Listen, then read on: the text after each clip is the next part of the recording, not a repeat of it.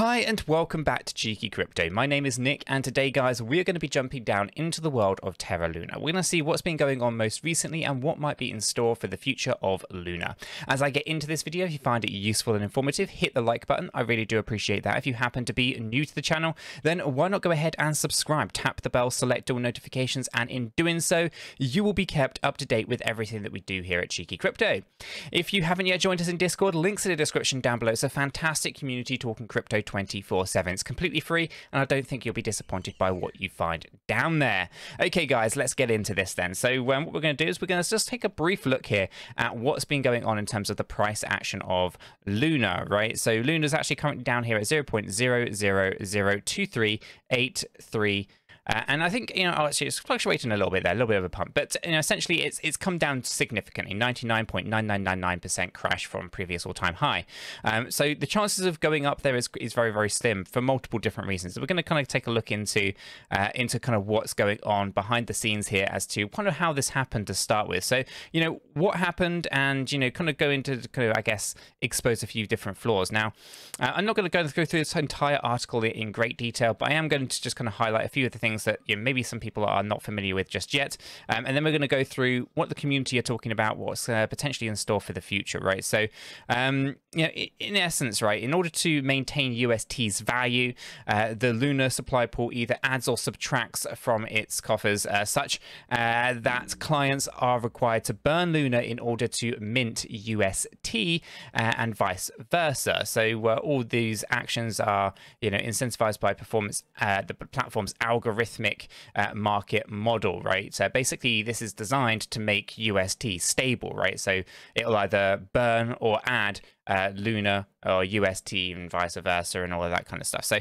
really important that we understand, how does this kind of thing happen, right? Essentially, what it all really boils down to is that 𝗕𝗘𝗀 here basically added or made a couple of amendments to the protocol, and in doing so, he was able to take it from $293 million, in terms of what the minting capacity was, up to $1.2 trillion minting capacity. This basically allowed him to create a lot more UST than could potentially be backed by the Luna coin or token, right? So essentially what you ended up with was, when the market conditions accelerated the way they did, you saw a rapid decline in the price of not just Luna, but also the depegging of UST. You cannot keep them stable. The algorithmic stablecoin lost its peg and it continued to go down, and as it fell, it compounded the selling pressure essentially, and allowed the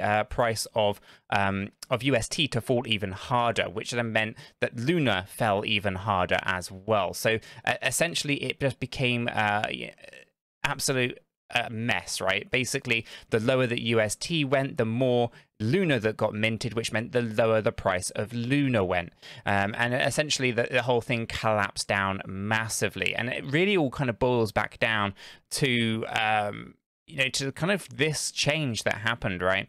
And I know that basically it was increasing the pool, the base pool, from 50 million to 100 million, basically special drawing rights, and basically decreasing the pool recovery block from 36 to 18, and basically that minting capacity, as I just said, it went up from a $293 million to $1.2 trillion, and basically it was printing that out of thin air. It's something that the Fed are very used to doing, right?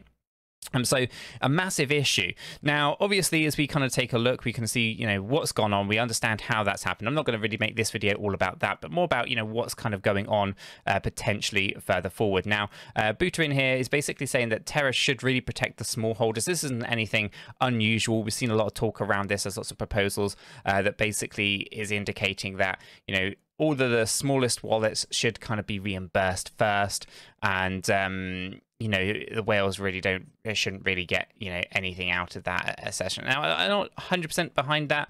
I can understand that there's a lot more smaller investors. It would help definitely with a PR perspective of it all, and it would strongly I guess enhance the credibility of Luna going further forward if they were to, let's say, repair the credibility with 80% of previous holders, right? However, at the same time, the whole network was really built up on the whales, so it's one of those. It's really tough to kind of say which way you should or shouldn't go. I think ultimately, though, yeah, probably the smaller investors are the ones that are hurt the most, probably are the ones that should potentially kind of get paid out. But obviously, it's really up to debate. I don't really have a strong opinion either way. I guess from managing a business point of view and I guess a PR perspective, you want the majority to be kind of the ones that are looked after, which in this case would be the smaller holders. But again, I would feel pretty awful for the whales as well. I mean, it's everyone's kind of lost out quite massively here, so it's one of those. Obviously, that's kind of what's being spoken about here now. Coordinate sympathy and relief for the average UST holder, and that's the other thing that's bearing in mind. This is all about UST, nothing to do with Luna.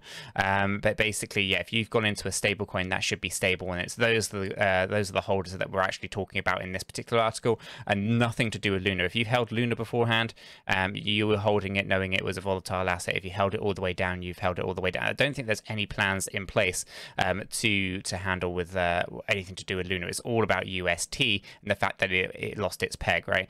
So basically, they want relief for the average UST holder who got something dumb about 20% interest rate on the dollar by an influencer, personal responsibility and story of your loss, for the wealthy kind of thing. Now, yeah, it's a tough one. It really is. Essentially, that's kind of what they're talking about. They're basically saying that UST holders, anyone who was, not holding a significant amount, but, have been potentially hurt. Essentially, it's going to cause them a lot more hurt than it would for someone who has, a significant kind of portfolio, right, and all of that. So that's kind of what he's talking about here. I'm not going to read the entire article, but I will link it into the video below. And obviously, then we have this one, right? Major validators are basically calling for a completely new chain to basically replace Terra. So they want to take a snapshot. Essentially, they want to take a snapshot of before the depegging event, and then they want to basically create a whole new ecosystem, separate from Terra, and basically then run with that. And the community-led airdrops over to anyone who had UST and probably Luna, before the depegging event. Obviously, anyone who was getting involved in that since Luna and Terra Luna or UST specifically depegged, and essentially, that's on you. You've kind of, you're not in the scope of this thing personally. I think it's a good idea, but I don't think it'll be successful. Essentially, I just don't. I think if anything, this whole entire ecosystem is definitely something that has a lot of work to do. I think the best course of action is for Terra Luna Foundation can actually, pay back the majority of the holders, the smaller investors, the UST. That was actually build more credibility than building out a new ecosystem. But these are just my thoughts and opinions on it, right? What's your thoughts? What's your opinions? Do you think that, they should just go ahead, fork it, take that snapshot from the depegging event and run with a new chain?